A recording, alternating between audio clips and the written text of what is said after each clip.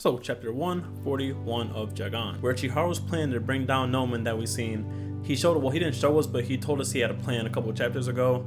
We're finally seeing what happened this chapter, well, what he was planning the whole time. By the way, I just got done with Evangelion, Neon Genesis Evangelion, and I can't help but to notice both Seal from Evangelion and Nomen believe that the human race is doomed, and that if we're all one, then we would understand each other, which would ultimately end what makes us suffer as humans, like stuff like rejection, loneliness, and all that shit. I just had to make that comparison. Evangelion was a really cool TV show, and when all said and done, I prefer the TV show ending. But back to the chapter. But like I said, we knew Chiharu had something schemed up before he went to confront Nomen. Like, he was telling us something about it before, a couple chapters before. I think it was the chapter before his backstory. Regardless, he was telling us, he was hinting something, he had something schemed up. So we finally get explanation of what his plan was this chapter, Chiharu that is. Basically, he created this lethal poison last chapter.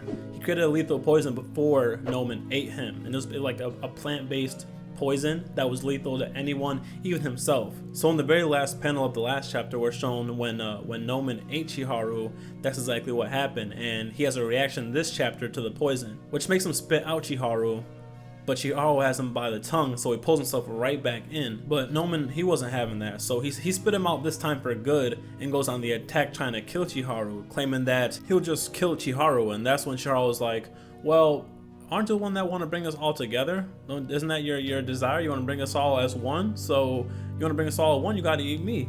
Pause. But it turns out that Chiharu will be the exception for this whole operation. And this makes Nomen go on this whole rant about how this is all Chiharu's fault, this is all happening because of him, and that Chiharu doesn't understand him and he doesn't try to, which honestly couldn't be more wrong. Chiharu completely understands him. He was there when Nomen got his ability. But regardless, Chiharu understands Nomen. Like, he just has his own desire. That's what Nomen doesn't understand. Well, he understands he's just in his own lane right now. He's in his own little world, just thinking just through this little keyhole of his perspective.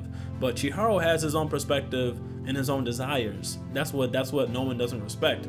Chiharu wants to make the world interesting, he wants the world to be interesting, and he does his best in the most maniacal, diabolical, any evil word you can think of. He does it in that kind of way, which Nomen is doing too. So I guess you gotta respect him. But Nomen, the thing with Nomen's whole idea is the fact that Nomen is lonely, so how he's dealing with his loneliness. By the way, we all have loneliness that and to some degree at least.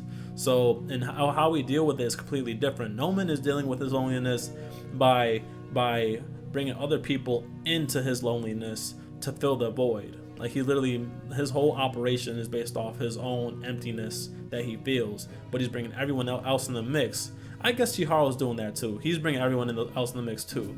But this is more self-centered, if you want to say, I guess. But yeah, just because Chiharu doesn't agree doesn't mean that he doesn't understand Nomen. And that's what Nomen fails to realize. Honestly, I would rather deal with Chiharu's desire than Nomen's. Nomen is literally forcefully making everyone come together in a collective consciousness, using Nomen, his body, as his own host to do so, basically playing God. And Chiharu, he's not playing God, he's giving people abilities to let their desires run rampant, which is his desire, which is his way of an interesting world. And like I said, regardless, Chiharu has to get this done, because he's gonna die regardless with that poison he made. It's gonna kill him, so he's just trying to get eaten. He's trying to force feed Nomen with himself right now, so that he can take both of them down and just end it, which is a suicide mission, but I think with his new form he could do it. And by the way, his new form, I'm not a big fan, but it's better than the whole getup he had at Detterland. That whole little wood thing. This is more stylistic. It's way more unique, instead of just wrapping a whole bunch of wood just around your whole body and shit. But yeah, that's basically this chapter. Chiharu shows how he's gonna go about trying to take down Nomen, and they're gonna have the final duke. They're gonna duke it out for once and for all. Hopefully, this is like the next chapter. Well, the next chapter won't be the last chapter, because at the end of this chapter, we're noted by the author at the last panel that we're gonna go back to that family, which I'm assuming he's talking about Takemitsu and his son. Which, by the way, since I'm on the topic and I didn't get to cover it in any other video, I'm gonna cover it right now. Jagasaki is so disappointing. He was so good this whole arc until this point. Literally, this whole arc so far is based off his revenge scheme. It's based off just revenge for this one dude, and when he finally gets the chance to do it, it's ruined by Takemitsu's son saying that he hates his father. And I guess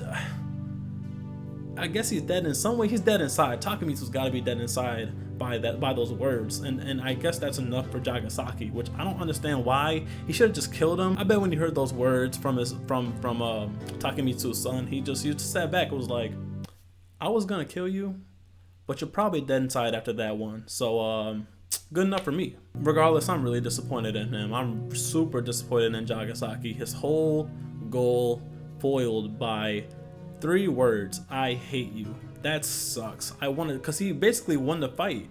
All you had to do was kill him. Just kill him. That was literally your reason for existing. And now I guess you have a whole new reason to save the world and stuff, I guess. But he should have definitely offed Takemitsu for that betrayal.